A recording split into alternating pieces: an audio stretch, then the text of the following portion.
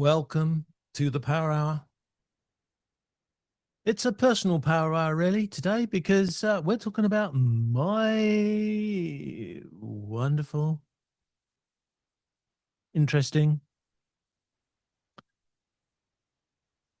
cheapest chips setup. I have done a little investing, as they always say, in some technology, because with the number of shows I'm running, all the effort to produce this stage behind me is fantastic, but it makes it difficult to differentiate between different types of shows. So obviously I need a new stage, and I think I could probably just about squeeze 3 into this space, which would mean moving all the cameras, the lights, and all the other things, or at least making them so they could turn and fit the multiple stages. So this is when I need VizRT, isn't it? I need VizRT's ultimate system that they run their big studio TV productions. But few of us have that budget. So the only real way to simulate multiple backgrounds is to be able to remove the background and replace it with something else. And Mike's wondering if I'm just going to go like that and suddenly it's going to happen. Well, Mike, it isn't. Dear audience, it's not going to happen like that. But I can show you the steps that I've already made towards building that reality and some of the conclusions that I have come to, but are quite humbly ready for people to nudge me, maybe slightly different direction. So I'm relying on you in the comments to help me, because poor Mike can't do it all on his own. He needs some support too, you know. He needs some love. So let's go through the tech first, because this has been interesting in itself for me. Let me give you the problem again as it works in my mind, and then we'll go through the processes and hopefully get some feedback from you guys on what we can do. And I can tell you that it's such a big subject that Mike's already gone for his juice. Yep. I've never known him have to take a drink so early in the show. Okay, so I have put together a few slides for you in PowerPoint and using my PowerPoint app. Mike, don't forget to make me remember the importance of AI in everything I'm doing. And audience, just count how many times I refer to AI. So with the technology of my Extreme ISO by Blackmagic over there, which will allow me to switch my camera to the view from that computer over there with one button.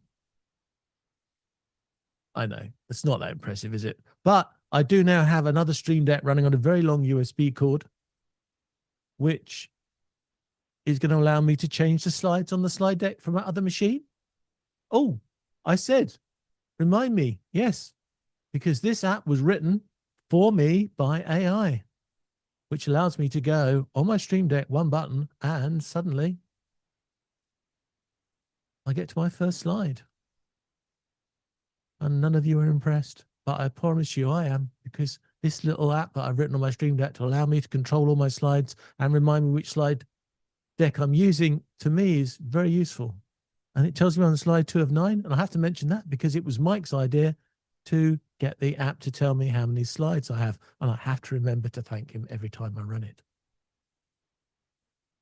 So when I first started in this world, and I know I'm the young'un compared to most of you pros out there, but there's a lot of us that joined when COVID struck. And when COVID struck, I was struck with a problem of my own. And that problem was this.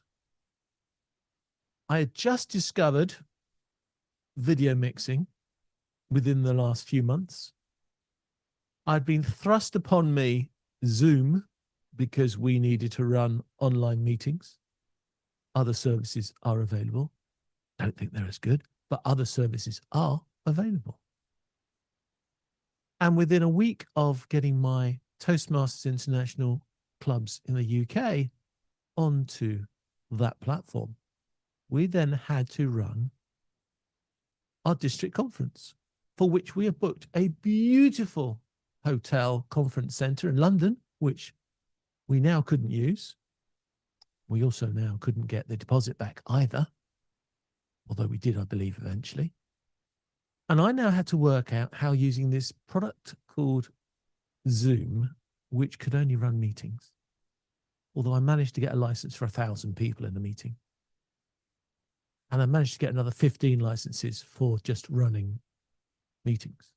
So I had my virtual spaces, do we call them, where I could put my virtual audience and the competitions and all the other things. But also heard of this product called vMix. And that supposedly allowed me to mix things together. So on vMix, we have a preview and a program. We can choose inputs from various sources, and we can add overlays. And for most of you, that is quite a common thing, because whether you're using OBS vMix or many of the Mac applications, that's what we do. We mix things together, and it works really well. And for the conference, it was mind-blowing for the audience, because, of course, most of them didn't even know what video conferencing was at that time. But with the vMix, I was able to overlay lower thirds to announce who was next, what the name of the speaker was. I was able to create a little button in the right-hand corner, which was 3 circles, and they represented the speaking lights that we use for telling people when they're up to time and over time, which, of course, in Toastmasters competitions is very important, because if you talk over 30 seconds from when you are red lighted, you're kicked out of the competition. You don't make it to within 30 seconds of the first light, the green light, you're kicked out of the competition. So those lights are really important. And the guys in the audience were over the moon that they could see the lights, and therefore they could monitor how well speakers were going for time. And so vMix gave me a way that I could control the whole audience. I could get the whole experience of them. And more than a TV show, I could add graphics. And I'm very proud to say that we had a broken pencil graphic for when things go wrong. And I ran that for 2.5 days, that event. About 14 hours on Saturday and Sunday, and about 4 hours, I think, on the Friday. Although the whole system slowed down, because after 14 hours, Windows does have a problem in running all these things, as you all know. It never had a problem. It never broke. Oh, that's not true. It did break at one point when I was actually given an award in the Friday night. No, on the Saturday night. I wasn't aware I was going to be given an award, and I actually didn't have a camera set up for myself. So you could say it broke then because I hadn't planned right.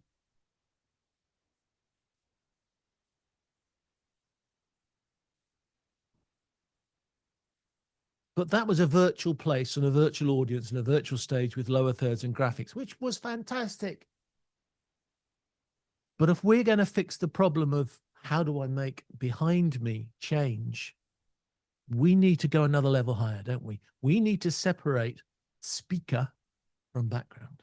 Now, I could pull across my pop-up green screen I've got down me next to me, and I could then take myself into another stage. But I have one big issue, which has got a lot to do with money and why I've gone in the direction that I have gone so far. And that is because of the AI problem we have of memory getting expensive, graphics cards getting expensive. I have a PC over there, which is now 2 years old. Maybe it's 3 years old, actually. It looks in good nick, so maybe it's only 2 years old. But it has a 40 series, top of the range NVIDIA graphics card. But it will probably cost 50% more than that cost.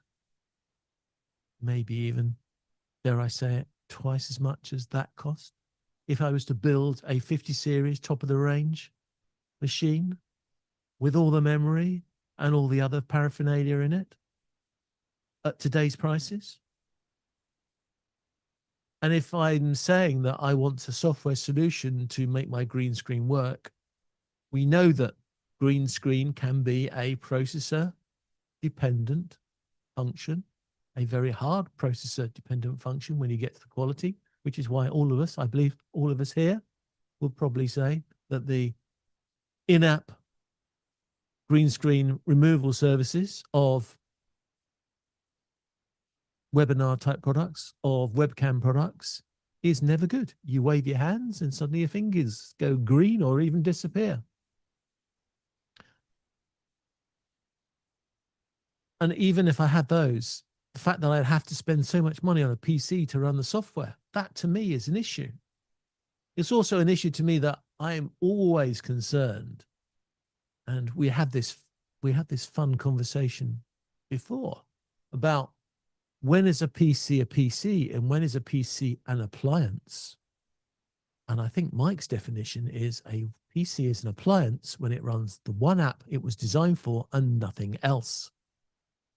Which is why if I wanted to do a dedicated software solution, I would have to buy, or I'd have to cannibalize a PC in my collection. And yes, I could do it on my Macs as well. I've got Mac Minis and Mac Studios. I could cannibalize one of those, run software on there, but it's still the same situation. Is my Mac Studio going to be something that I want to give up everything else to get this? What do I do? Well, vMix, our friend at vMix, yeah, they've got a green screen removal system in their software. But with all due respect to vMix, I think it's only maybe better than those built-in apps, but it's not a professional green screen system. Now, they can argue that back, and I'll be happy to have that argument with them. And I'd love to hear the argument of why it is. But I don't think it is because it doesn't have the finite controls. What I mean by the finite controls is the edge cases. And I don't mean the edge cases in software. I mean the edge cases, the edges around me. That's when the problems happen. Because in my non-technical brain, it's really easy. It's like a PNG and an MPEG. No, sorry, try again. It's a PNG and a JPEG. A PNG has each pixel perfectly set as the pixel.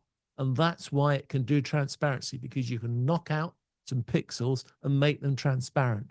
A JPEG is a optimized version of the image. It's used some maths to reduce the content and make the image look good, but reducing the content to reduce file size means in the edge cases, those overlaps between the green screen and what you want to show are going to be merged pixels.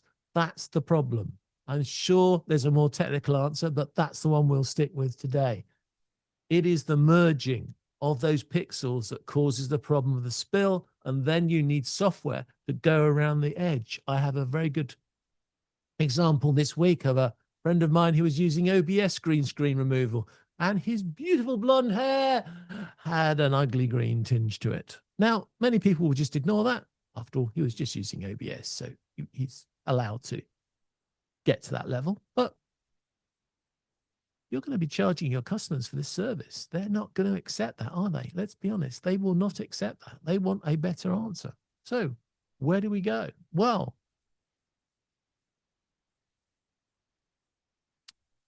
how about a bit of hardware? Yeah, a bit of hardware, a bit of dedicated hardware to the whole process of producing green screens. And I am fortunate that I managed to pick up one of these secondhand, unopened, unused. I believe it was the backup for a company who had the top of the range Ultimats, and this was their backup. I haven't yet found anything wrong with it, but I suppose until I've used it in anger, I'm not going to know. But at the moment, it seems to be okay. And this is a dedicated box for taking out the green screen. Yes, it's Blackmagic. Yes, I have a lot of Blackmagic equipment. I chose Blackmagic for reasons of the ATEM, and I stick to Blackmagic in a lot of cases simply because I feel safer having one manufacturer doing my whole throughput than mixing them, because I see so many problems with mixing manufacturers in other places. So being a bit of a scary kid, I don't want to mix it. But of course, that gives me a problem. And the problem is, how am I going to get my signal from that unit into whatever I'm going to play with? And so I've got two answers to that. Firstly, this one, which actually doesn't work for reasons we'll go through in a minute. I have a Black Magic card for doing simple capture. And then I have a proper one. This gives me 4 inputs or outputs that I can specify, and I need them, and this is why. And this is why I have also gone for hardware. So the Ultimate gives me 3 outputs. And those 3 outputs allow me to have the image that has been taken off the green screen. It allows me to have a mask so I can show the software at the other end where I have a blank. And then it gives me a program output, because I can actually I can load in my background images into this device, and it will do the change for me. And I'm watching Mike's face here because I'm expecting him to criticize me for what I've said, but he hasn't so far. So confident, I'm going to go on. And by the way, I did nick these contents from documentation to try and make sure I was as accurate as I could be.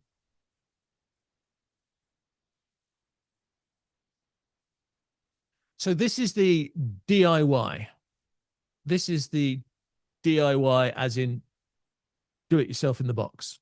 It removes the green screen. It adds the background. It removes the green spill. It blends the shadows, which is all these edge cases things, and it gives me one video signal complete.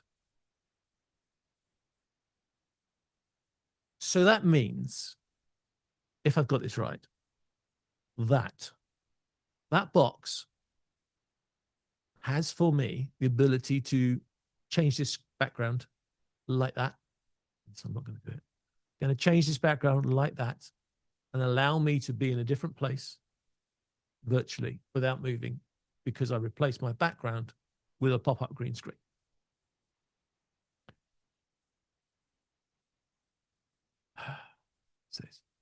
It's not instant. Well, it is instant, but it's not instant. And what I mean by that is, once you have your light set up, and you want to make sure your lights are professionally set up, not some just little ring light. You want professional light set up.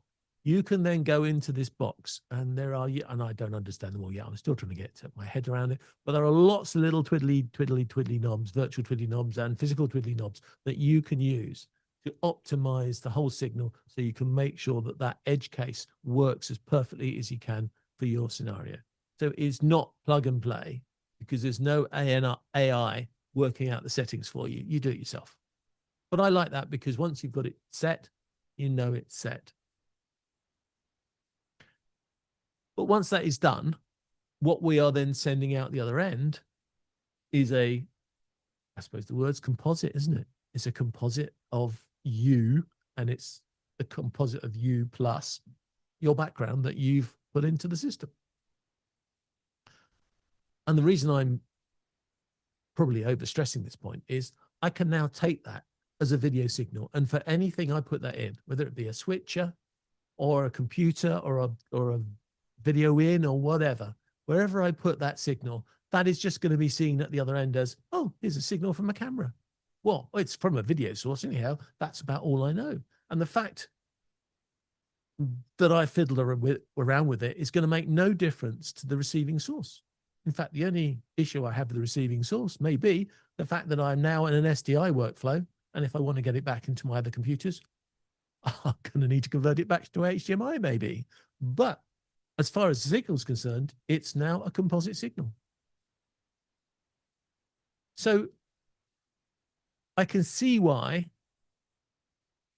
people would consider purchasing the base level model, which doesn't have so much fiddly things around the edges, but I can see why people will buy the base model, which has HDI inputs, by the way. And if they wanted a simple podcast setup and they just wanted to get rid of the green screen and they didn't want to get sophisticated, I can see how that would be a fantastic solution. And the reason I didn't buy that model was I happened to pick up a unit on eBay for almost the same price, which was the next model up. Seems stupid not to do so. So that's why I had the next model. That's what I will explain to my accountant when he asks me how much money I spent on it. I'm sticking to that. I'm told by the documentation that that model has the same ability to get rid of green screen as the higher models. The only difference is the higher models run 4K. Well, I am not looking to run a full 4K system in this office for probably forever, because there is no advantage in me, as 99.99% of everything I send out to anywhere is always HG. And the only time I can think me not wanting to run 4K would be if I was sending something up to a 4K screen, which would be here and therefore wouldn't have to go through the workflow. I can support 4K out of here into my office without any problem. Don't need all my infrastructure plugged in to do that. Be nice, but let's face it, cost of chips processing and computers processing HD at 1080p is a mile away from 4K 2160. So I'm not going to do it. Let's have, I'm just checking from my screen. Note to me, I must have a preview screen up here somewhere so I can preview my slideshow, so I know what the next slide is, and then I know what to talk about when I flip over. So this is the technical explanation of what we just talked about. We've got a camera connected to an Ultimat. We've got the background loaded into the Ultimat. We have a program out to a recorder, an encoder, a switcher, wherever you like, and you've got a completely finished image. And this is a really neat way of green screen solution. And I've got to make this point. All right, I really have to make this point. I'm going to hammer it hard. This could cost you between $400 and $800, probably, roughly. Get one of the two models. That's a lot of money. But if you have any reason why you would need a PC to be part of your solution, suddenly that budget looks cheap.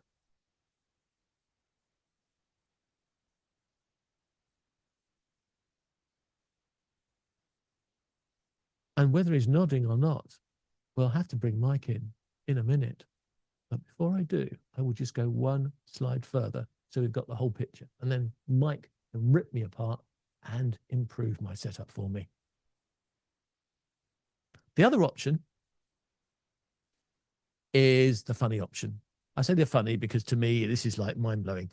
The funny option is you put the camera into the Ultimat, and then the Ultimat doesn't do your green screen processing for you all the way. What it does is it takes away the green screen, and then it gives you two outputs. It gives you a fill output, which, if I get it in the right order, is the output of you with the background removed, the green screen, and a matte output, which is like a black and white version of that output, so that the system that receives those two signals will now know which bit is where you are, and it can use the matte to work out which bit it needs to provide backgrounds. And that's how it sort of becomes a PNG in video form. So the switcher, as it says there, performs the final keying. Sorry, this is very unprofessional to read slides, but I want to make the point. It provides the final keying of Ultimat process foreground and background matte. The background is selected inside the switcher, not inside Ultimat. You produce the background where you want it. And that's really big, because it might be you're sending it to another ATEM or multi-production workflow. But it also means you could take this into any software, like 3D graphics software, maybe Blender,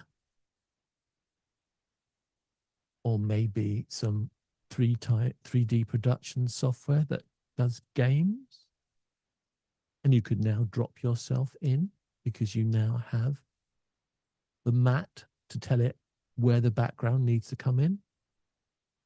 And you are now a 2D object in a 3D world. That 3D world could be a 3D world like games, or maybe you could build a impressive 3D structure, which is your show, and then drop the 2D version of you into that particular structure.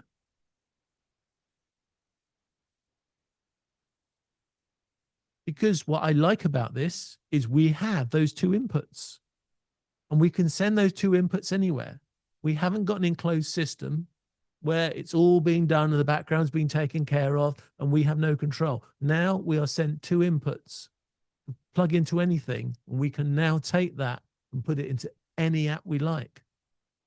And for me, that's another reason to do it in dedicated hardware and not on a computer, because I now have that break of processing, which gives me multiple opportunities.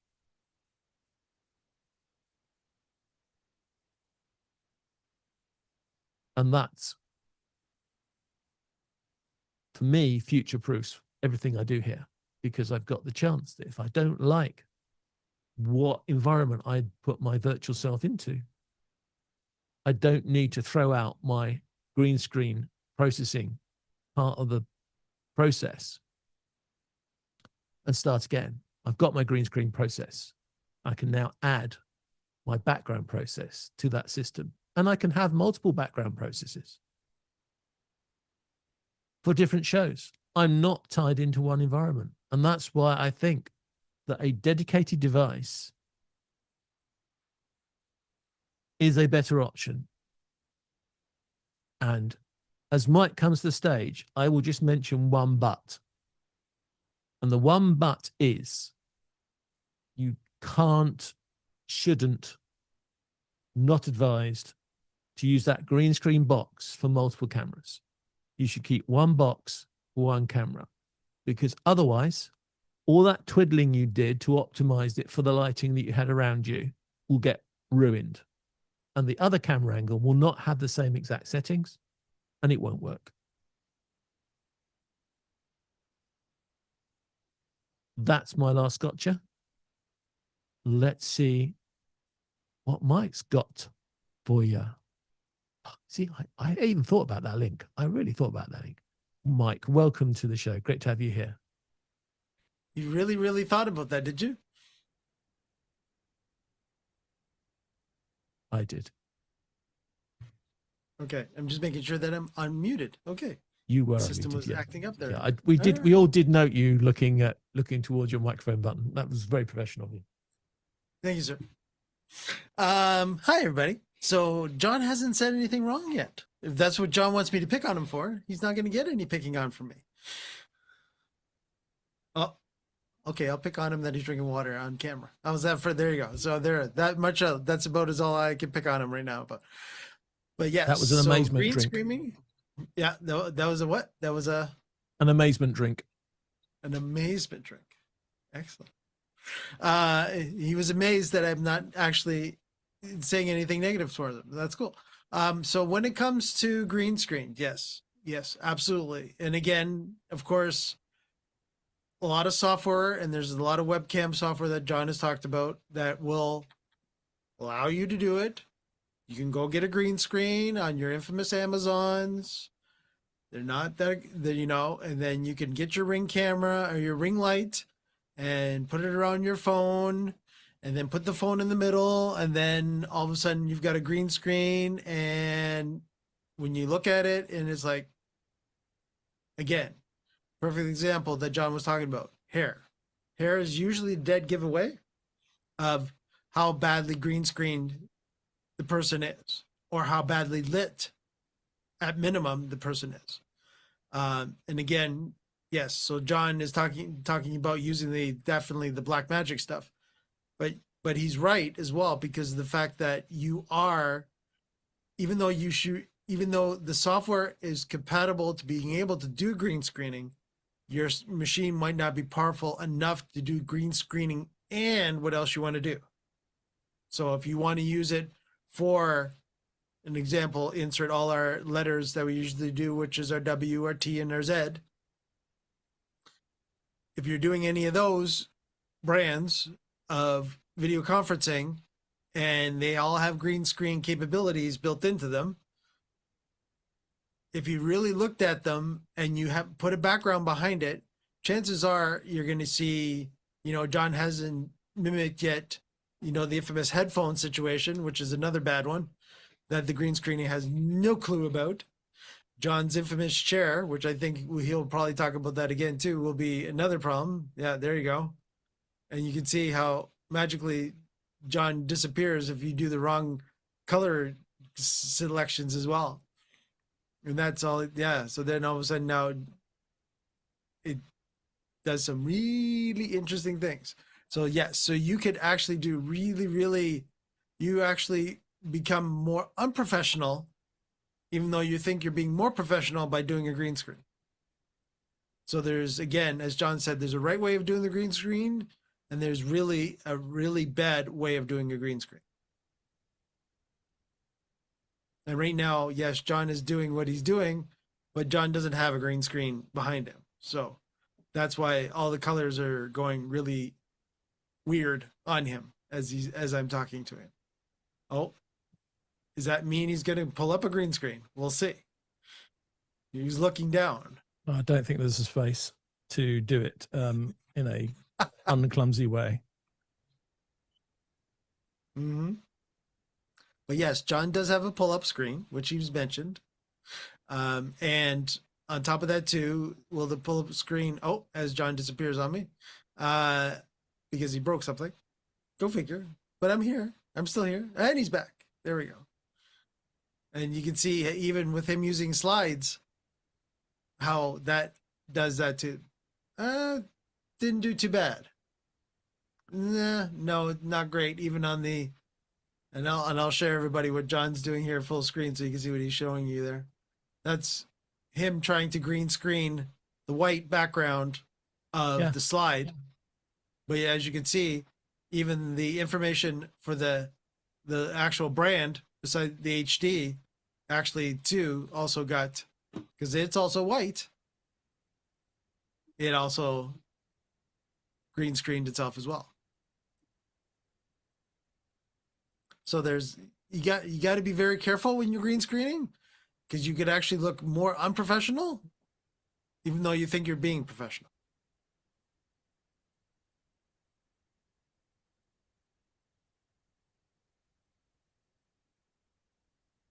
And I've let So John that's it. speak. Yeah, So that's it. That's what I've done.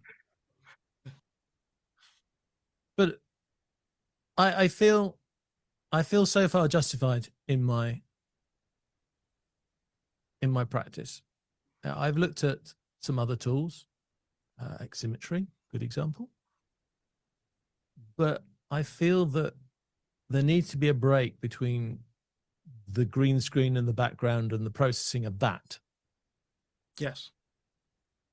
And then what you put back into it. Yeah. So I've got some tricks for you. I've got some suggested tricks for you. You can't, as we said, you can't have a device that will do all the screens for you.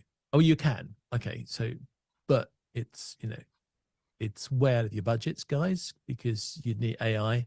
And if you're thinking of running 4K at 60 frames a second, because that's where you all guys want to be, do you really think it's going to be inexpensive to have a AI running to process a 4K video feed at 60 frames a second? No, it's going to be ridiculously expensive and really complicated and probably not perfect either.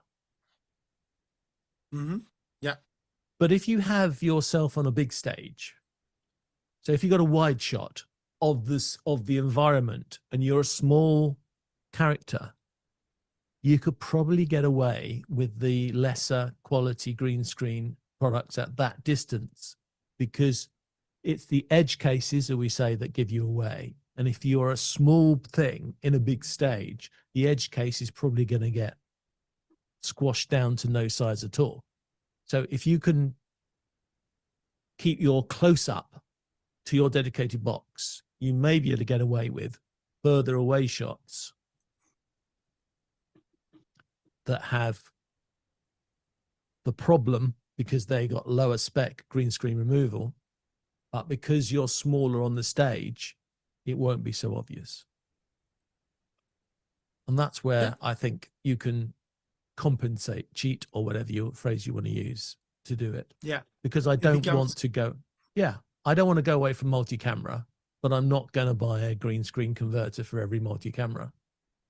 Right.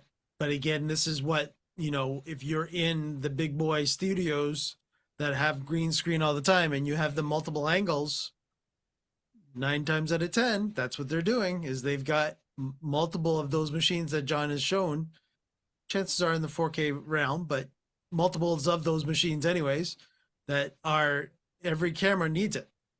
Yeah. And every camera needs to be tweaked. Yeah. And it's not such a big issue, because if you've got a proper 4K studio camera, which you maybe spent $3,000, $4,000 or ridiculous dollars on, then to spend $1,000, $1,500, $2,000, I'm trying to remember the prices of it now, for a item that takes away that green screen for you in a box and means you don't have to process it further up the chain, then that's reasonable value. I wasn't going to say cheap, because at that price, nothing's cheap, but it's reasonable value compared to your other equipment. If you're using a $800, $1,500, $2,000 camera, then it's more difficult to justify getting a 4K Ultimate to bring you into that world. Maybe you just bring a 1080 version of yourself. Because if you're going to make yourself, even if your final version is 4K, if you're going to make yourself into a smaller item on that big stage, you'll never be in 4K yourself either. So you've got to think about, we all love the idea of being in 4K because 4K is there, but I would prefer, Mike, to be a quality image at 1080 60 than pushing the point and looking a little bit unreal, a little bit film-like, when I don't want to be film-like, at 30K, 30 frames, 60, 4K. Right. Yeah. So yeah, and even down to the true film frame rate, which is 24 frames a second.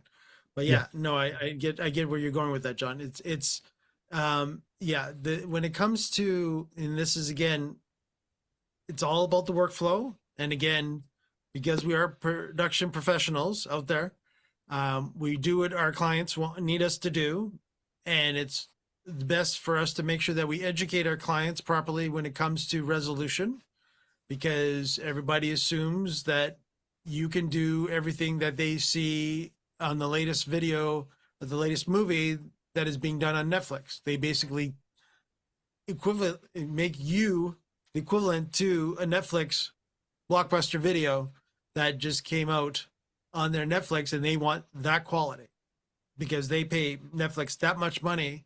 So they think that they only have to pay our professionals that much money so that you could do 4K as well. So again, we've got to make sure that as production professionals, we educate our clients properly that, 4K is nice as long as you've got the budget for it, because, and again, even broadcast television is still not 4K. There's a full stop right there. Take that into consideration now. They might be shooting in 4K. They might be mastering in 4K, but they're not broadcasting at 4K. That's true. Think about that. And the only real industry that is actually taken on the true 4K 60 frames a second, and even then sometimes only 4K 30 frames a second, is the sports world. So if our production professionals are doing sports, then chances are you may be asked to do 4K. But there's a reason for that. But you'll have a 4K infrastructure. So this wouldn't be such a big issue. And please, the other thing that we haven't mentioned, which I must mention because it's the last note on my list of notes to mention, is post-production. remember what you need to do live and what you need to do in post-production, because you can use AI tools, you can use green screen removal tools in post-production that may take a lot longer to produce, but will produce high quality output, because in post-production, you've got the time. So make sure that your production produces what you need, but don't worry about the post-production, because post-production has got lots of time. You can even remix if you really needed to. But you can have AI post-production tools that work really well. And because you don't need them in real time, they can do it for you. When you get to post-production, then the common video processing tools, I can remember, I can actually, in my mind's eye, see the settings in Premiere. I'm sure it's in the others as well. They have all those spill reduction controls, those minute controls in them. And you can use those in that system. And they will produce a really good output.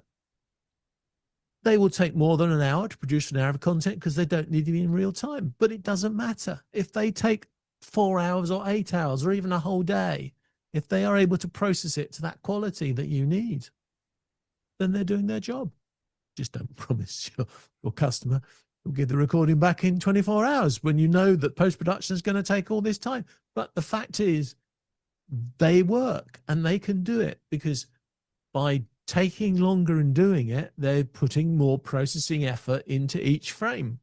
More processing effort over a longer time means you don't need such a powerful computer or software or everything else to produce it. And therefore, when you get to post-production, there is a get out of jail card, as the Monopoly people would say. There is an option there to save you. You only need to make sure that Greenscreen Live works for Greenscreen when your output is going to be needed live. And if it is, then you need the workflow. But I think, look, I'm impressed by everything AI does. After all, it's AI that made that piece of software, which allows me to have my own completely customized, with a bit of help from Mike, my completely customized Stream Deck controller for my PowerPoint slides over there. And I quite often now will write little AI tools to do little AI jobs. AI is doing fantastically well. And I'm sure it's going to be an amazing tool for us when we get rid of green screens. But Mike, that's one thing. Doing it all in real time, that's a completely bucket of fish, not just a kettle, a complete bucket of fish. And Absolutely. I've seen it done by our friends, BizRT for TV production studios.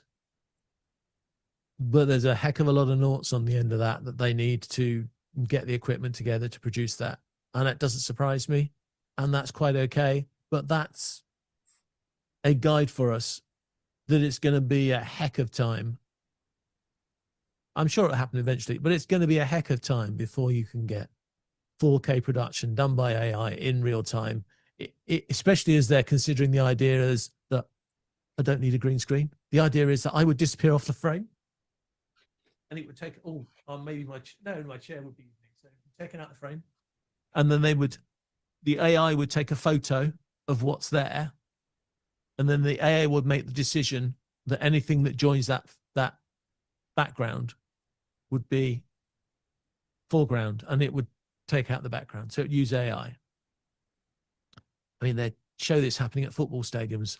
I don't know how clever the AI is. If somebody walking across the pitch behind them while they're doing the interview, what happens to that person? Do they get AI'd out, or they're allowed to walk behind the pitch?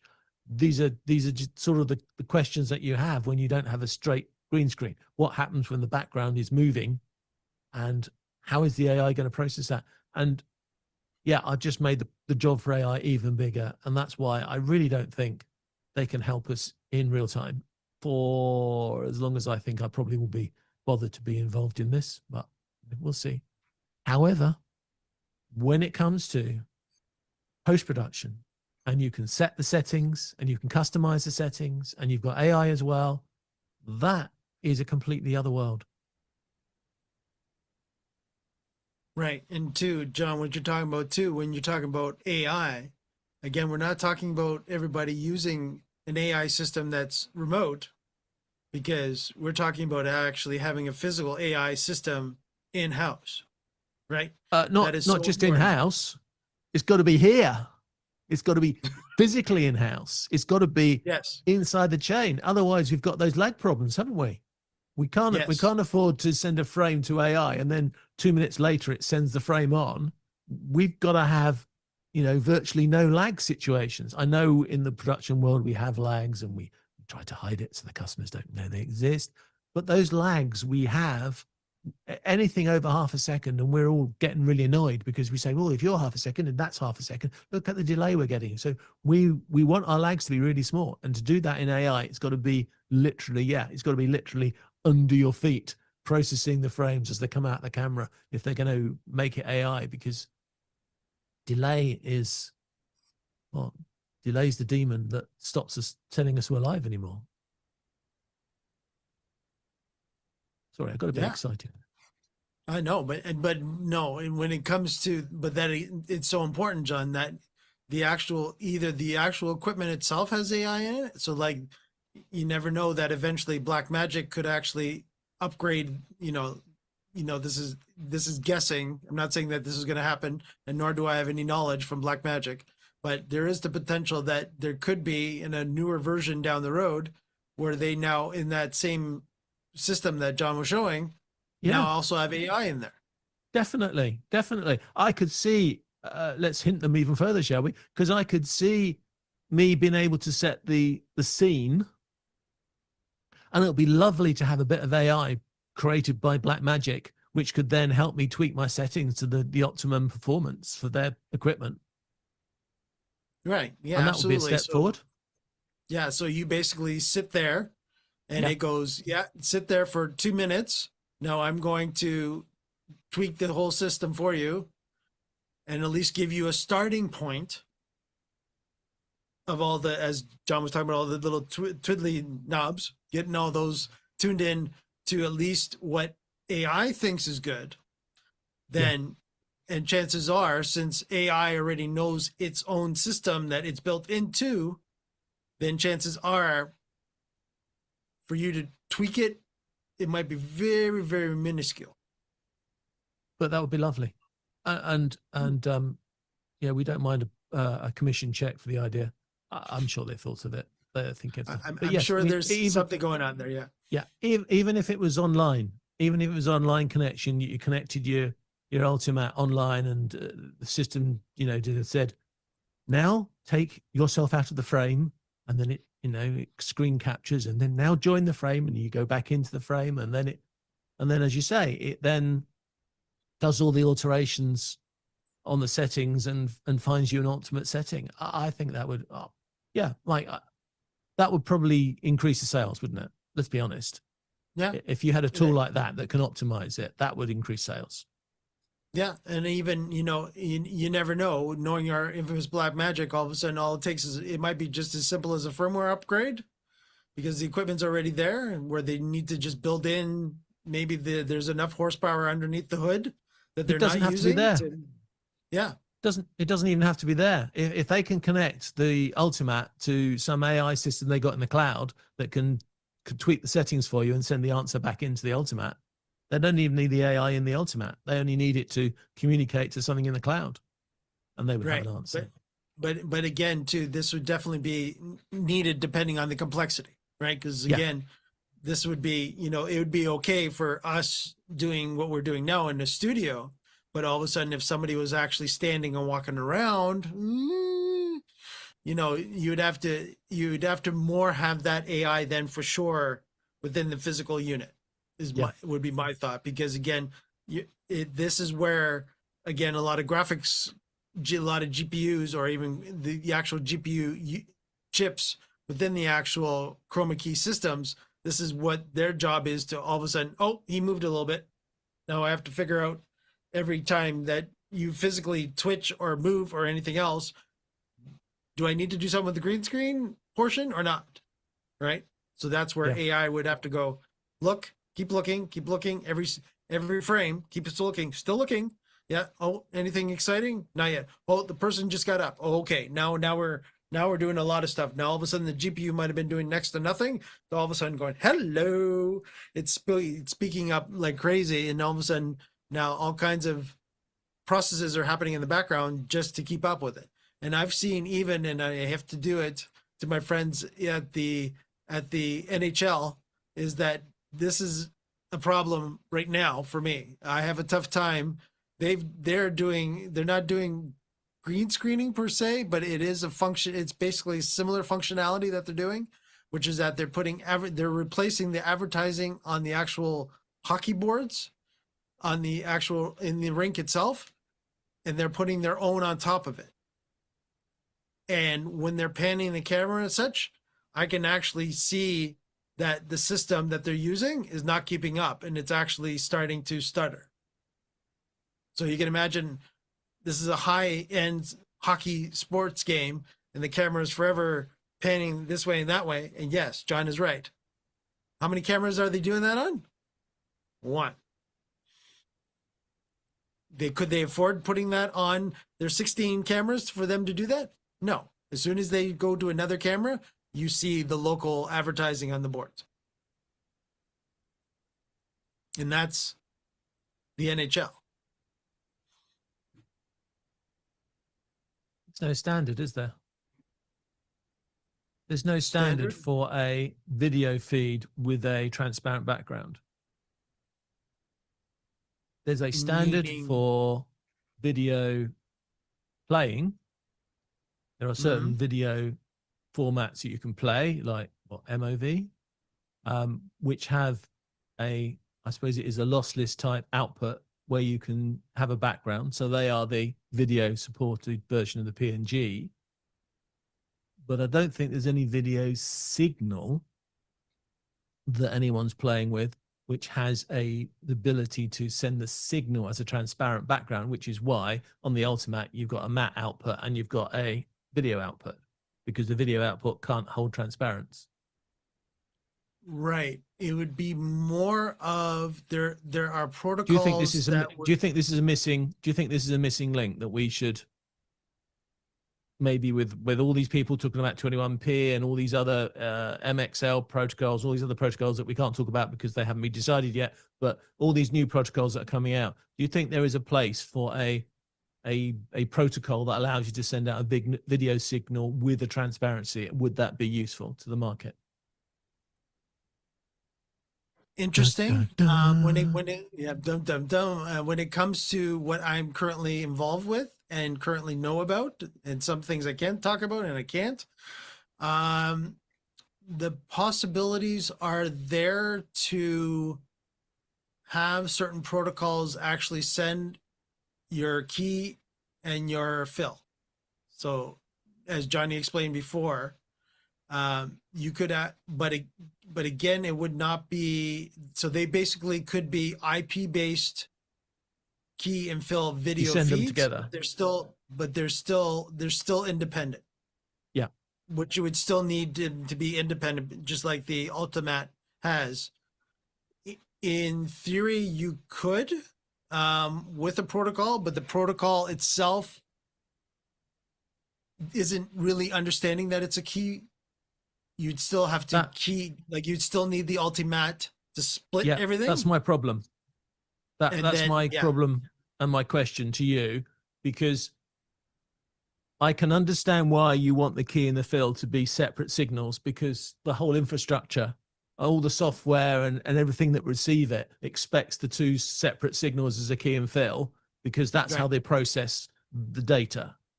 But what I'm suggesting it will always is be the cleanest if you have a key and a fill. Yeah. But what I'm suggesting is, should there not be a protocol that allows the key and the fill to be sent together, so you don't get any latency, you don't get any signal, you don't get any, issues with one signal getting to the system, especially when we're going to the IP world, one becoming a frame ahead of the other, because a frame out would just be disaster, wouldn't it, for those two key and fills? Yes. Yes. So so basically what John is talking about is that the protocol itself would basically, again, depending on the encoding side and the decoding side. So this is the important part, right? The video always gets encoded and then gets decoded in one way or another. You might not think of it that way, but there's always going to be some processing done to a video, and there's always going to, and that other end is going to have to know how to unprocess that processing, right? Without getting into really high end stuff. That's the easiest way of saying that. So the other way of what John is talking about too is that, okay, so now I've got the key and the fill. Can I actually combine those two into their own video channels and send that down simultaneously down one connection, and then at the other end be able to go, okay, yeah, that's video channel 1, that's video channel 2, pop it out of that one connection, and then do with it as I please. Yep.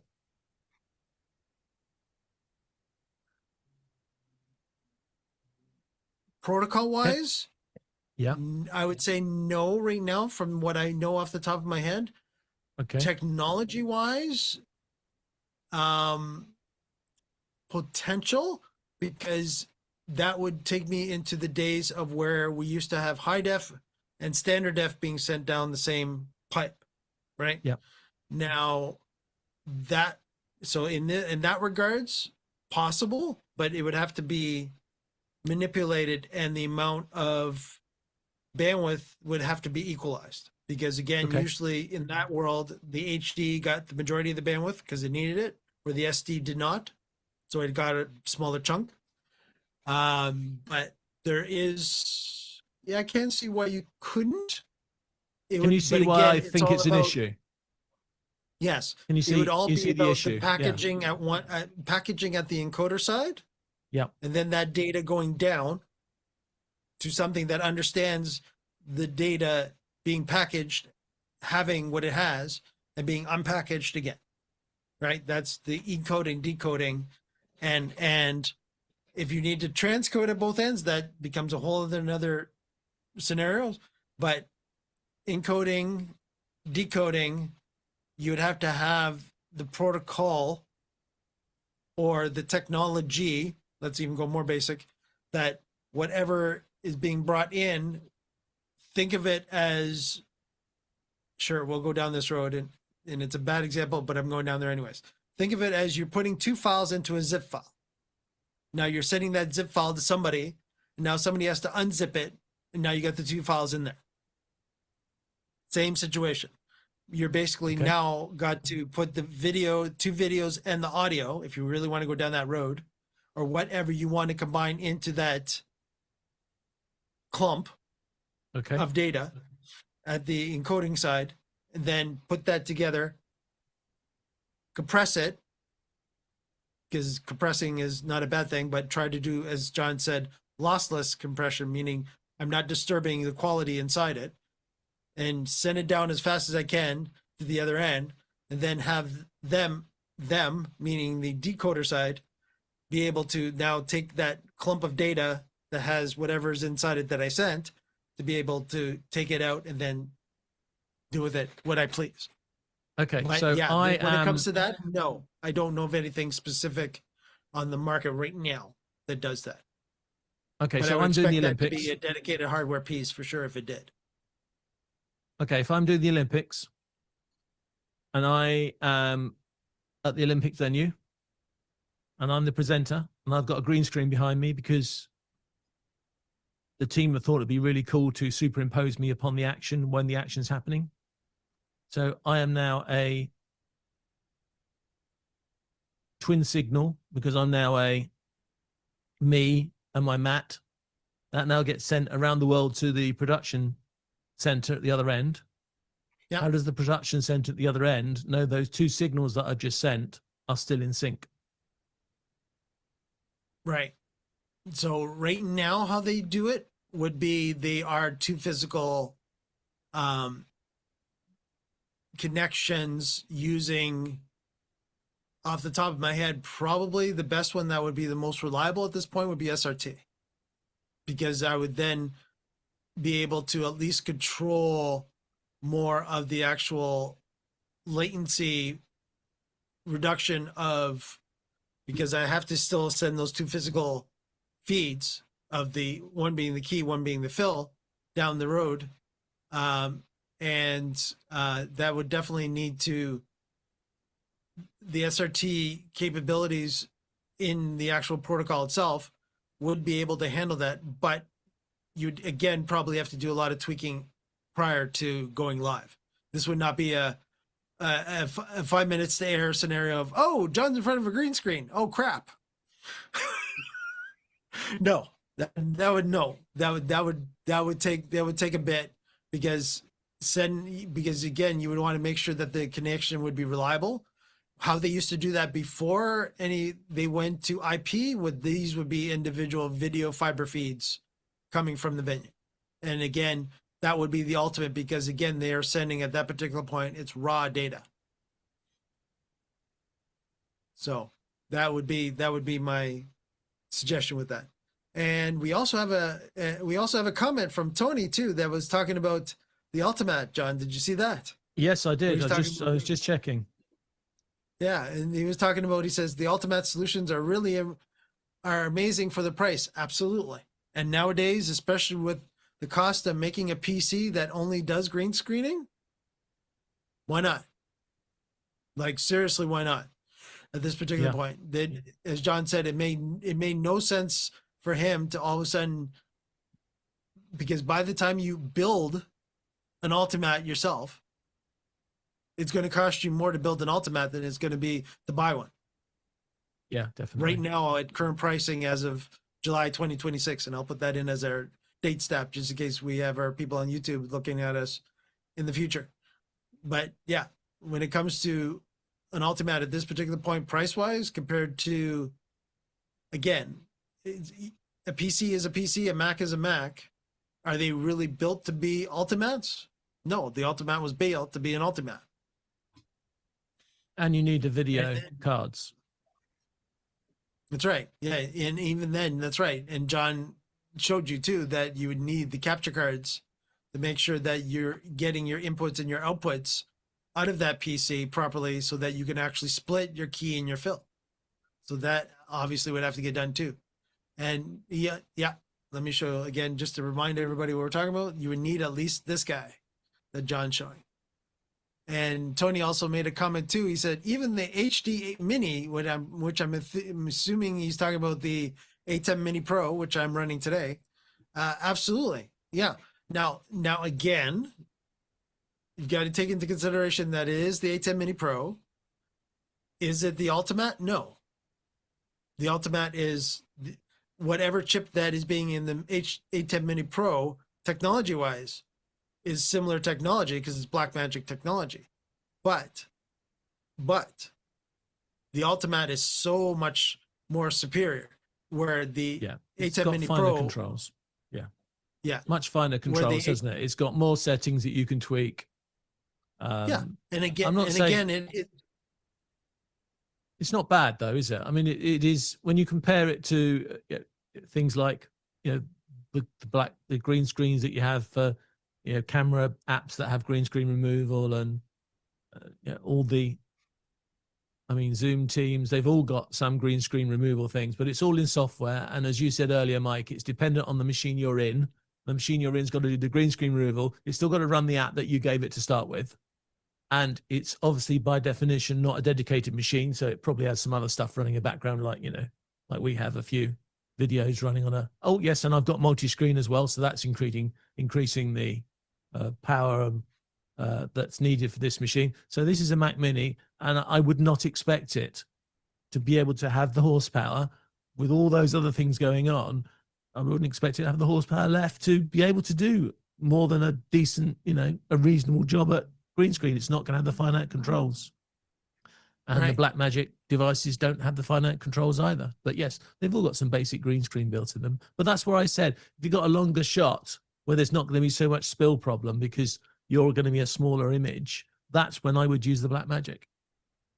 And just to clear a few things up, the base level Ultimate doesn't have the tweaking to the same degree, but it's still better than an out of the box. And the base model is HDMI based, so that will work with your HDMI ATEMs. The middle of the range, the HD, has the extra controls. It's 1080, but it's SDI connectors. And then the higher range unit is 4K, got all the twiggling controls, and it's SDI connectors. So the base model does work well in that environment, and that's obviously why ATEM is HDMI for a lot of users, because their cameras and screens are, and Zoom's thought it's best to put that as an HD model for the base model, which makes sense. Yeah. John said Zoom, but he meant Blackmagic. Absolutely. Sorry. Yeah. Yeah. And, well, Tony's also making the comment too. He said, I meant even the Ultimate HD Mini, which is what, John, you just explained, right? So that's where the HD Mini, again, less capabilities, a little more than the A10 Mini Pro, but less than the actual true Ultimate HD, which is the ultimate one. There's a reason for that. The ultimate one to actually have the capabilities that a lot of the professionals will go into, because they won't necessarily know the environment itself may be all over the place, right? Exactly. And the examples show you that they're thinking that way, because when they do the example for the base level machine, they talk about scenarios with podcasting. So you've got a group of people around a desk. They're not going to move much. So once they're lit and it's been set up for them, that's pretty much the way it's going to be. But when you go to the higher level, they use examples like TV presenters and weather presenters who don't stand just in one place. They do tend to move around a bit more, and therefore they need a more precise setting on them, because they are going to be an environment that they are going to move around. So you are going to have to make sure, like Mike said earlier, with the possible AI, you've got to be able to have the lighting look good in various scenarios when they're looking in different ways. And at that point, you need a more finite control to be able to make all those possibilities work in one place. Yeah, absolutely. But that's all there is to it. And now you probably understand why I haven't actually used all these tools today, because it's taken us our hour just to go through the process and the organization and the background to everything. But don't worry, because there's always next week. And next week, I'm actually going to show you some of it in working. I'm going to do it quite well. I'm not going to be perfect, because I want to show you what the problems are. And I've already come across quite a few already before I've got to next week. And I'm sure I'll find a few more as I go into next week, into my small but, small stage here. Am I going to, does anyone want any, should I, no, I'm not going to sell off my stage. I'll still use this stage a heck of a lot, because I really like it and it works well. But how do you do it with a green screen on a budget? And of course, the big question, which I probably won't get to next week, is once you've got a green screen set up, how difficult would it be to take it to a venue, to use it, for a customer? Maybe a CEO wants to do a presentation, and you think you can get your CEO to do their presentation in front of a green screen, so you can put them somewhere else afterwards, rather than having to get them to that place. Maybe there's something that marketing want to do, and have him in different places. He can't physically be there because his time's too expensive. So you're going to build a green screen studio around him, so he or she, because they're better, those female bosses. How do you deal with that? So we're going to do a lot of greening. We're going to have a lot of fun with it.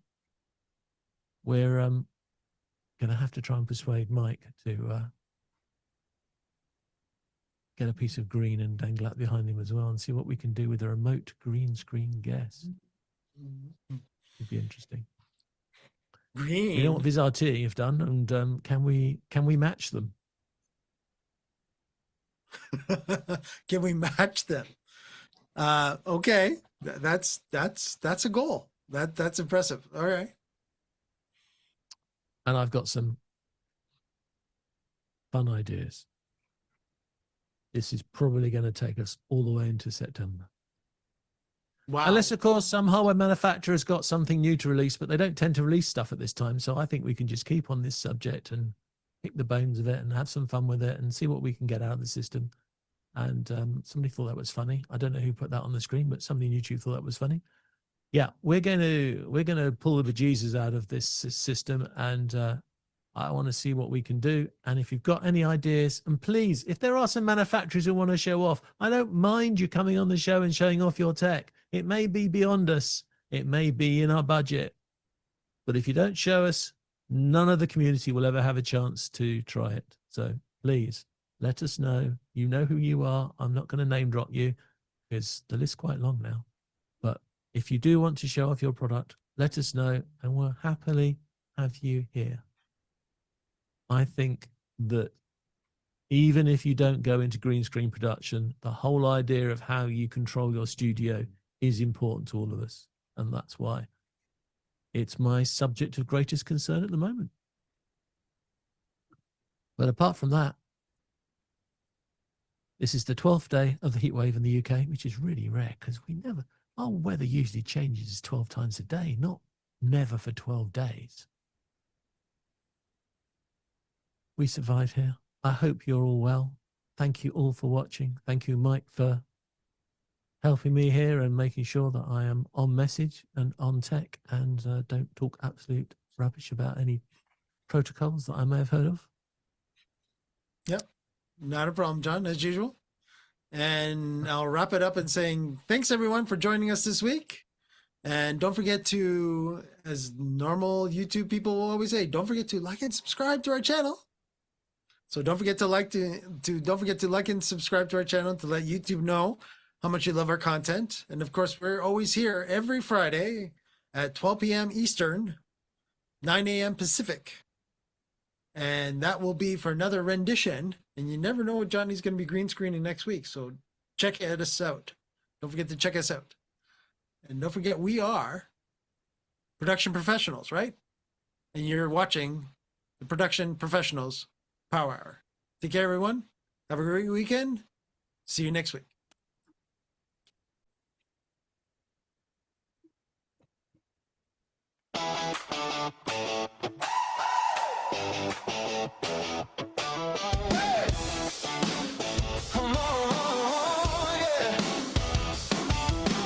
Lights go up and the cameras roll. Voices clear and we're in control. Screens are live and the signals flow. Welcome to the place where the pros all go. Talking gear and the tools we trust. What works well and what gathers dust. From the studio floor to the online stage, we bring the knowledge page by page. Live or hybrid, in room or remote. Every shot and every note. Better systems, sharper sound. This is where the best is found. It's the Production Professionals Power Hour. Building better shows with skill and power. Live hybrid, online too. Sharing what the experts do. Hardware, software, tested live. Helping every production thrive. Step inside, the future's now. Welcome to the Power Hour.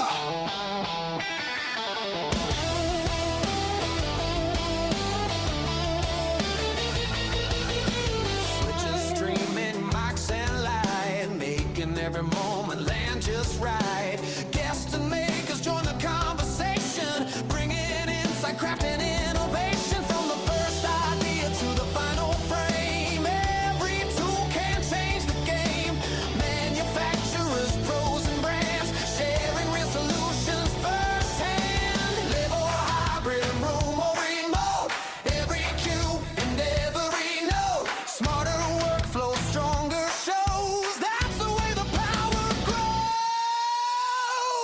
It's the production professionals power hour. Building better shows with skill and power. Live hybrid online too. Sharing what the experts do. Hardware, software, testing live. Helping every production thrive. Step inside the future's now. Welcome to the power hour. When the pressure's on, we raise the game. New ideas and trusted names. Every week another view. Fresh tech, fresh talk. Something new.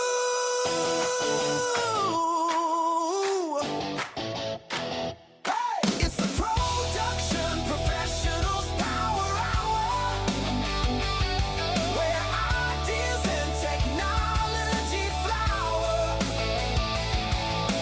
For the shows that need to shine, for the moments that go, live on time. From the gear rack to the control room view, we bring the best straight through to you. Step inside, the future's now. Welcome to the power hour.